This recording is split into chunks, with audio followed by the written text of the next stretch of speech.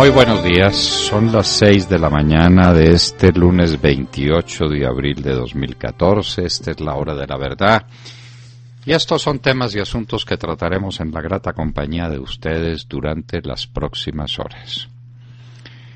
Lo anticipamos desde la hora de la verdad, nadie nos creía, pero sucedió.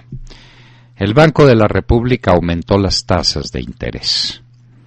Objetivo: captar capitales golondrina, atraer el interés de los especuladores internacionales sobre Colombia para que vengan a comprar TES y financien al gobierno.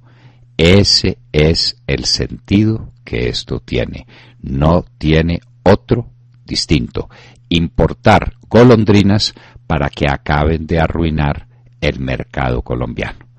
Al Banco de la República le importa una higa que se quiebren los cafeteros, los arroceros, los productores de bienes exportables en Colombia, porque les aumenta las tasas de interés. Cuando todo el mundo pide que las bajen, el Banco de la República las aumenta. El circo judicial, ahora con más payasos. Ya nadie, ni siquiera, habla de una tutela que salió en contra de Petro. Una tutela donde dice clarísimamente que el Procurador General de la Nación sí tiene facultades para destituirlo y que solamente Petro tendría poder para presentar una tutela o estaría legitimado para presentar una tutela, pero que nadie puede presentar tutelas por Petro. Pero lo contrario ha dicho un juez de tierras. Entonces, en definitiva, no se sabe aquí quién manda. El Poder Judicial está convertido por la tutela en un verdadero circo. Lo hemos dicho hace muchos años. Y en la reforma a la Administración de Justicia que presentamos en el año 2002 y que lamentablemente fue archivada, y todavía no sabemos bien por qué, estaba un nuevo gobierno a la tutela para que la tutela sea lo que debe ser y restringida como tiene que estar restringida, siguiendo la ruta de los países que armaron el derecho de tutela o el llamado derecho de amparo. En América Latina es México y en Europa Alemania y España. Aquí tutela para todo. Dictan tutelas todos los jueces, un negocio infame, y el Poder Judicial perdió toda su credibilidad y toda su respetabilidad. Canonizados Juan XXIII y Juan Pablo II en una ceremonia hermosa en Roma ante centenares de miles de fieles, la Iglesia Católica más viva que nunca alrededor de sus dos pontífices santos. La nueva encuesta de Ipsos Napoleón Franco. Santos atollado y Óscar Iván Zuluaga disparado. Querían que finalmente saliera a la luz, que despegara. Pues despegó Óscar Iván Zuluaga. Y se queda en esa encuesta Peñalosa. La encuesta de Atéscola del Tiempo trata de inflar otra vez a Peñalosa, porque ese es el objetivo, inflar a Peñalosa para contrarrestar a Óscar Iván Zuluaga. Peñalosa, a quien comparamos en un escrito con el Pacheco de esa de Queiros, Zuluaga es el candidato temible para Santos, el contradictor temible para Santos, entonces por eso quieren estimular artificialmente la candidatura de Peñalosa, quien guarda silencio porque sabe muy bien que cuando habla, ay Dios mío, lo que pasa cuando habla. La salomónica decisión del Consejo Nacional Electoral a propósito de Marta Lucía Ramírez. Al fin, ¿qué es? Al fin, ¿qué es lo que dice y cuál es el valor que tiene esa exigencia de que el Directorio Nacional Conservador sea el que emita una especie de fallo sobre la transparencia con que se produjeron las elecciones en la Convención Conservadora. Eso es dejar esa candidatura, de hecho, muerta, congelada, sin posibilidades. No ha habido un asalto al derecho a la expresión política parecido al que se está ejerciendo contra Marta Lucía Ramírez. La dejaron en el limbo. No hubo acuerdo con agricultores. El gobierno desplegó toda su gente, mandó todos sus ministros, hizo todas las promesas, la chequera estaba disponible y lo dicen y lo repiten, pero si es que tenemos la chequera lista. No hay acuerdo posible con los agricultores. El tema es muy de fondo. El tema se llama la revaluación del peso y el olvido del campo. El olvido del campo porque el presidente Santos, que no sabe qué es el campo, que no ha estado nunca en el campo y que no le importa el campo, nombró de ministro de Agricultura a Juan Camilo Restrepo, que se dedicó a pelear con representantes de los gremios y al que, salvo la lechecita de Ubaté, nada más le importa en materia agraria. El Mentiza Peñalosa. Recuerden ustedes que toda la campaña de Peñalosa está montada en su odio absolutamente feroz contra el automóvil particular, diciendo que el automóvil particular era cosa de ricos. Pues bien, sale una estadística clarísima, y los ricos que tanto odia Peñalosa, que no sabemos qué fue lo que le hicieron, pero alguna cosa le debieron hacer, tiene un traumatismo infantil o juvenil en eso, tienen el 10% de los automóviles que circulan por la ciudad de Bogotá, y otro 10% lo puede tener el estrato 5. Conclusión, los estratos 2, 3 y 4, clase media alta, clase media media, clase media baja, son los dueños del 80% de los automóviles que circulan por la ciudad de Bogotá. Les repetimos, el 80% es el patrimonio de toda una familia. El esfuerzo económico hecho con años de ahorros es para comprar un carrito, para que el doctor Peñalosa los odie y los condene a morir. Y eso lo está ejecutando Petro, que es el Peñalosa. La seguridad del presidente Uribe. Finalmente, el director de la DNE dice que el presidente Uribe sigue muy bien custodiado, solo que le quitaron casi toda la custodia policial que tiene. Presidente Santos y doctor Villamizar, la seguridad del presidente Uribe es una cuestión de orden público. No jueguen con fuego. Están jugando con fuego. No decimos más. Y a propósito, la debilidad de un presidente. Hoy empieza el paro agrario, pero hay otro paro del que no se habla, el paro de los uvas. Los uvas están exigiendo el oro y el moro para permitir el funcionamiento del oleoducto. Y la tercera parte, cuando menos, de la producción petrolera nacional sigue estancada. Lleva 45 días detenida, porque no se puede bombear crudo, porque no hay por dónde transportar ese crudo a los centros de consumo o a la exportación. No hay qué hacer con ese crudo. Y los uvas ahí, y hacen lo que les da la gana. La debilidad de un presidente. JJ Rendón a la campaña de Santos. Viene desde los Estados Unidos, especialmente importado JJ Rendón para hacer campaña política al lado de Santos. Porque allá están que se agarran. Que se agarran, no, se agarraron hace mucho rato. Están agarrados de las mechas porque están viendo el doloroso panorama que tiene al frente la campaña de Juan Manuel Santos. Solamente nos hacemos una pregunta. JJ Rendón, para las autoridades de Venezuela, es un prófugo de la justicia. Es un hombre que tiene que comparecer ante los tribunales de justicia de Venezuela. Con justicia o sin justicia. Pero la pregunta es, ¿cómo van a manejar entonces a Maduro? Maduro está exigiendo que JJ Rendón sea puesto preso y que se lo manden prisionero a Venezuela. Y resulta que viene a la casa del nuevo mejor amigo, a la casa de Juan Manuel Santos a empujar su campaña. ¿Cómo va a ser eso? Ya lo veremos. La infamia contra Luis Alfredo Ramos.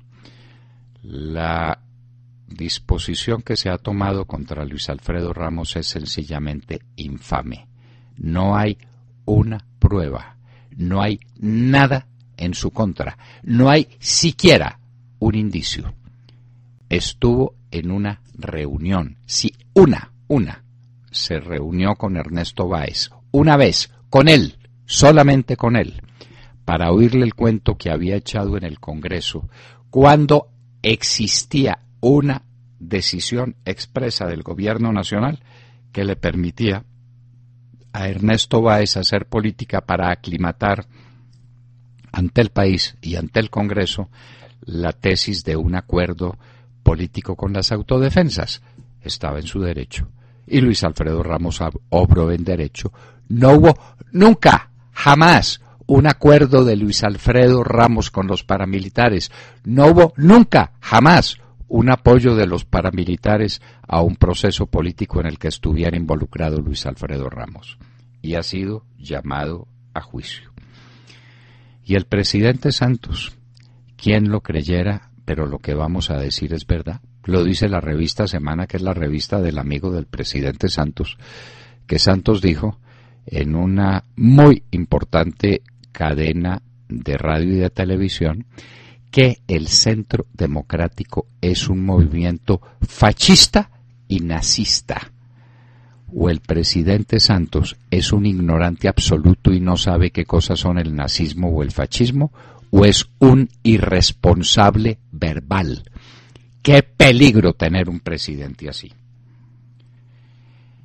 El programa de Maduro ya empezó a ejecutarlo, su nuevo plan de choque económico. 16 empresarios presos por violar los precios justos o por acaparar bienes. Pues todo comerciante tiene, por supuesto, una bodega, tiene que medir sus existencias, tiene que tener existencias que están en los anaqueles y otras que están guardadas para renovar lo que se vaya vendiendo. 16 presos, porque son los culpables del desabastecimiento en Venezuela. Como no es Maduro, alguien tiene que ser culpable. ¿Qué mejor que los empresarios? Esos son los resultados de los famosos diálogos con el señor Maduro.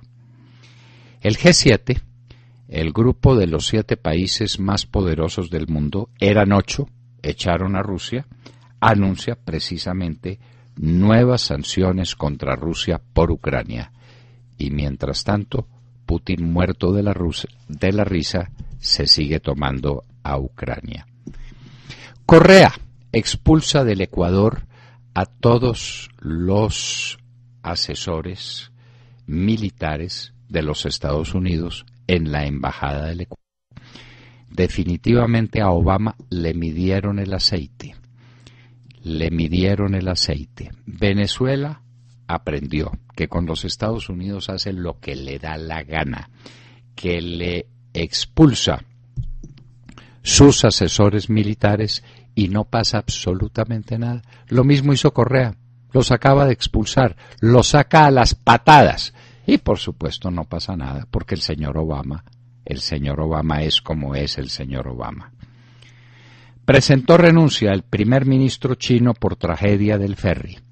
La responsabilidad política, la que no existe en Colombia. Aquí ocurren las cosas más terribles y nunca un ministro responde. En Corea del Sur, en Corea del Sur, estamos hablando del primer ministro chino, primer ministro de Corea del Sur, con ocasión del volcamiento del ferry que dejó muertos más de 200 jóvenes. Renunció el primer ministro, la responsabilidad política, primer ministro de Sur Corea. Y a propósito de Coreas, cruce de palabras entre Obama y Corea del Norte. Ya Obama se engarzó en la única guerra que conoce, que es la guerra de las palabras con Corea del Norte, diciendo que Corea del Norte es un peligro para la China, y Corea del Norte le contesta con 4 piedras en la mano. Y hoy en la historia, en un día como hoy, en el año de 1945, fue asesinado en las... Muy buenos días. Con esa voz maravillosa de Paloma San Basilio, ¿qué les parece si hablamos de política? Porque es el momento, ¿no? Está Colombia en estos momentos viviendo una situación muy especial porque llegan ya las elecciones. Falta muy poquito. La más reciente encuesta de Ipsos Napoleón Franco confirma lo que todos decíamos. Las distancias se acortan entre los candidatos presidenciales y el presidente candidato Juan Manuel Santos pierde cada vez más intención de voto y gana puntos Óscar Iván Zuluaga. También hay que decir el silencioso o mudo Enrique Peñalosa. El presidente candidato aparece con el 23%, Óscar Iván Zuluaga 15% y Enrique Peñalosa 11%. Y hay que señalar que aunque el porcentaje de los indecisos ha bajado, todavía sigue siendo bastante alto. Tiene el 22%, venía el mes pasado del 27%. El porcentaje, me refiero, de los indecisos a los que no saben realmente por quién votarían, me parece que de un mes a otro ha bajado considerablemente. En la encuesta también aparece que el 61% de los colombianos creen que las cosas van por mal camino en Colombia. El 63% es pesimista sobre los diálogos de paz, no cree en los diálogos de paz. El 74% de los encuestados no quiere que las FARC participen en política en caso de que se llegue a un acuerdo. Y el 84%, este es un porcentaje muy alto, cree que las FARC deben ir a la cárcel, no quieren concesiones frente a la paz en ese sentido. Como novedad en esta encuesta, pues hay que resaltar la llamada hemopolítica. ¿Qué es eso? Bueno, pues es una forma de medir las emociones entre los encuestados para entender el proceso en la toma de decisiones hasta llegar al voto. En emociones pasivas, es decir, emociones que no estimulan a la acción, las encabeza Santos y Peñalosa. El 75% de emociones pasivas Santos y el 77% de emociones pasivas Peñalosa. Óscar Iván Zuluaga es el candidato que estimula más emociones activas, 24%. Santos despierta emociones negativas con más fuerza en los estratos altos en Bogotá. Y Óscar Iván Zuluaga genera emociones positivas en los estratos altos y en la región central. Peñalosa y Santos despiertan, y yo puedo entender por qué, mucha curiosidad e interés. Fíjense en estas emociones, curiosidad e interés, debe ser por el silencio, ¿no? Santos despierta también mucha decepción y desilusión. Y los otros candidatos en general, mucho escepticismo. Falta ver qué pasará en esta etapa final, queridos amigos, y si ese porcentaje de indecisos se dejará arrastrar por alguna emoción que defina su voto, o como dice el estratega político Dick Morris, el secreto no está en esos indecisos. Este analista piensa que por lo general ellos no votan, deciden no ir a votar, sino que el secreto está en quién le quita más votos a quién, algo que depende bastante de los debates presidenciales, y como saben ustedes, algunos candidatos como Santos y Peñalosa no quieren los debates o evaden los debates. Todos sabemos que ellos han apostado a la estrategia del silencio. Lo cierto, como resumen, es que las distancias se acortan y el presidente candidato pierde cada vez más intención de voto. Ese es el resumen. Ese es el resumen, y que los que no están de acuerdo con la reelección crecen y crecen como la espuma. Porque Peñalosa, que nadie sabe qué es lo que piensa, ni nadie sabe qué es lo que quiere, ni lo que propone, porque ni propone, ni quiere, ni piensa. No, de todas maneras reúne gente que no es santista y que no quiere la reelección. Entonces sume los candidatos no reeleccionistas, que son Óscar Iván Zuluaga, Peñalosa, Marta Lucía Ramírez y Clara López. A ver qué le da y con qué queda Santos. Es que en Sí, últimas Santos, en una segunda vuelta, se tiene que enfrentar a todos esos sumados, porque todos esos sumados tienen un común denominador, que es la no reelección. De manera que esa candidatura de Santos parece cada vez más perdida. Ya trajeron a JJ Rendón para que nos ilustre aquí cómo se hace campaña sucia y campaña negra, aunque parece que ya empezó. Ya dio unas declaraciones, me parece que es para la BBC, diciendo que el Centro Democrático es un partido de fascistas y nazistas. Pregunto, ¿y cómo hizo esas declaraciones? ¿Como candidato o como presidente? Pues como candidato. Si las hizo como presidente, bueno, no le queda muy bien, no es muy tolerante, ¿no? Por eso, y si las hace como candidato es simplemente un ignorante o un estúpido, porque una cosa de esas no se dice porque sí, salvo que quiera crear las bases de una confrontación ya muy peligrosa, a ver qué pesca en la mitad de ella.